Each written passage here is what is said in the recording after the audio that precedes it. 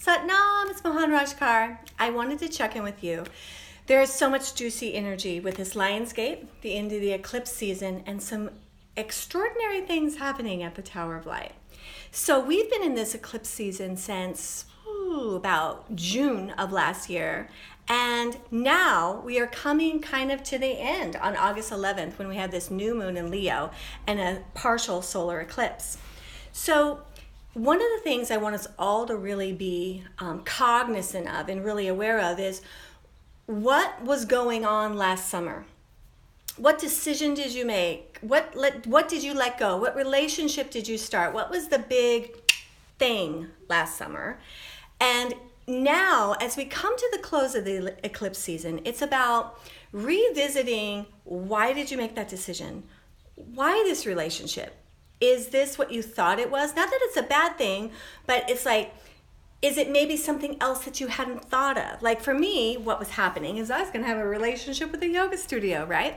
So I actually got the great divine flow during the eclipse season. And so here at the end, it's more about like, what is it really to you?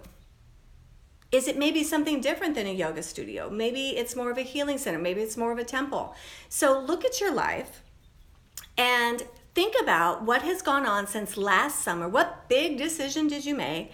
And have some healing, some wisdom, some energy to give you clarification on how magnificent that really can be and how to tune it into the biggest gift ever.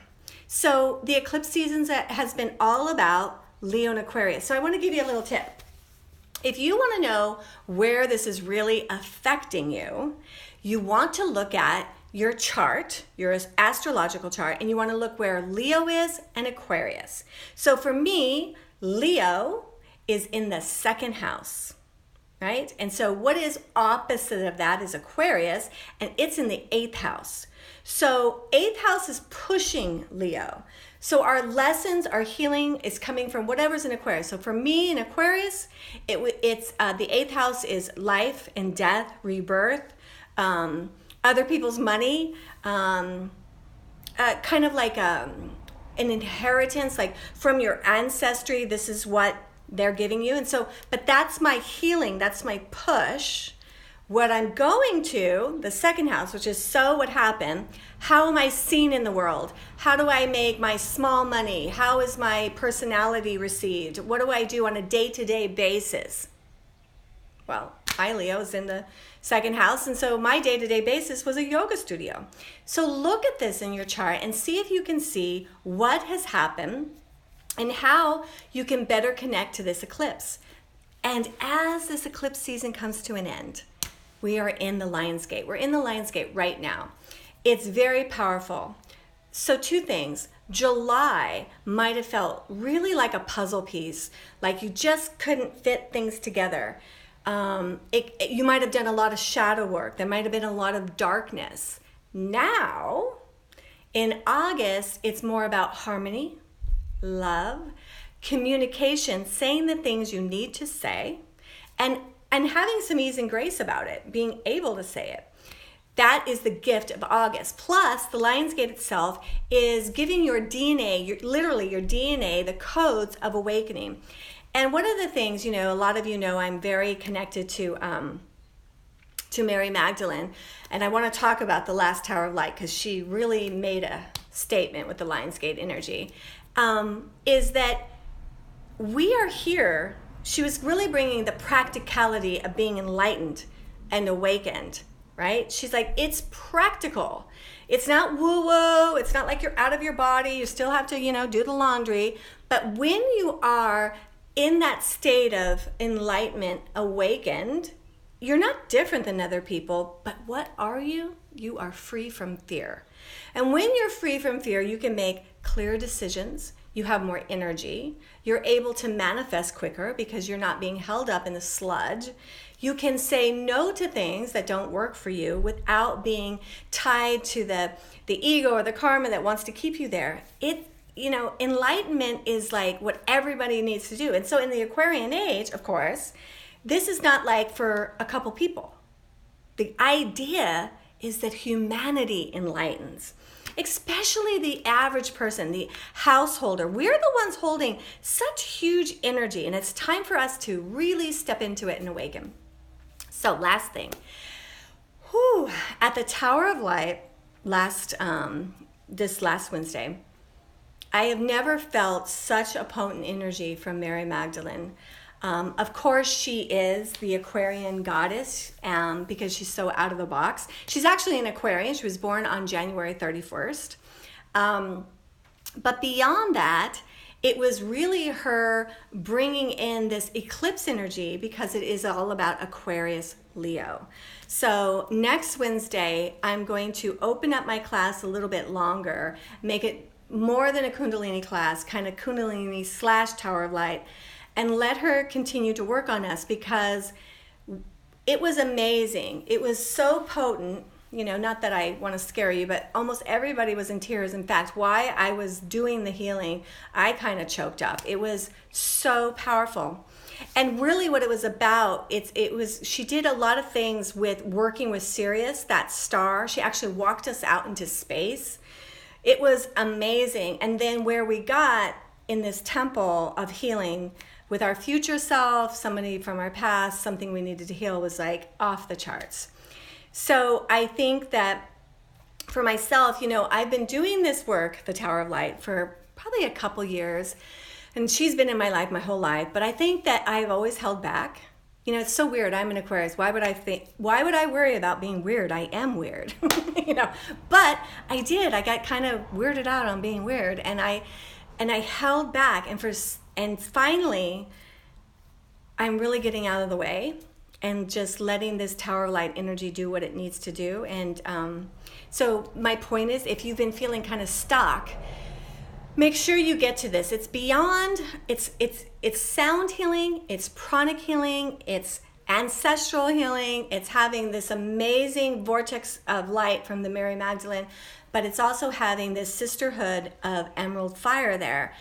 The healing is intense, but you can take it. And the thing about the Tower of Light is it progresses you very, very fast. So we are in this time that is so big and so huge. Make sure you're meditating in the morning and connecting to the highest point of who you are before you start the day.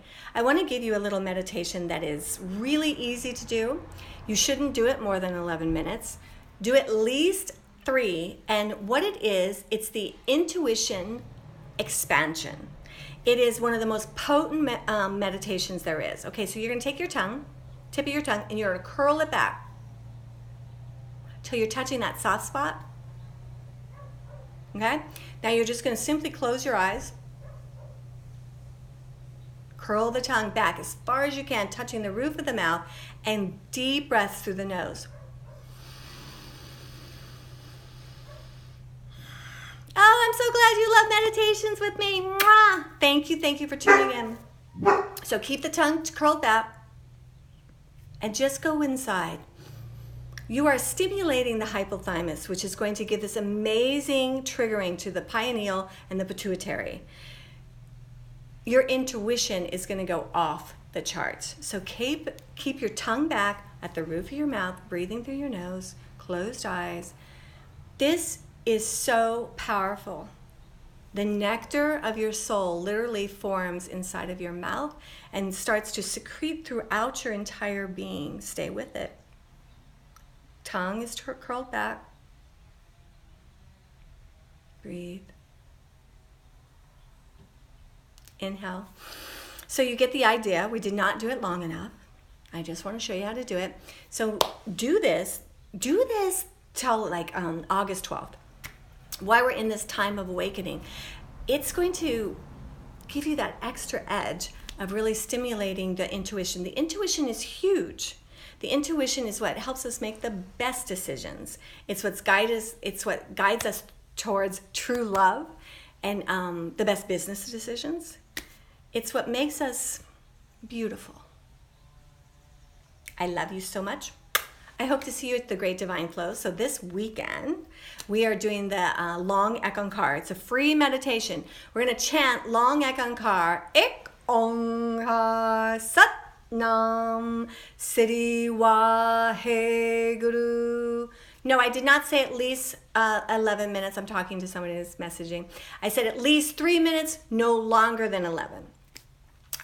So we're going to chant that Ek Onkar for 2.5 hours. I know, ooh, that sounds a little daunting. It's actually not. The mantra itself is magical and totally transformative. So that 2.5 hours will go by in the blink of an eye. And we're going to be chanting it as the sun rises. So be at Great Divine Flow at 4:30 a.m. We will warm our bodies up. Then we will chant. Then you'll lay down and have an amazing gong bath. Yay! And then next week on August 7th, we are honoring Ekadesha, and it's going to be right in the Lion's Gate. So Ekadesha is the 11th day of the moon, one of the most powerful days of the moon, where you can accomplish a lot, cleanse a lot, heal a lot. And we're going to do an amazing 2-hour workshop on Tuesday, 6:30 to 8:30. I love you, and I hope to see you soon. Enjoy this energy. The Lion's Gate should be enjoyed. Enjoy it. Grow, expand.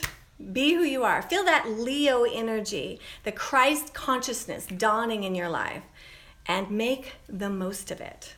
Sat Nam.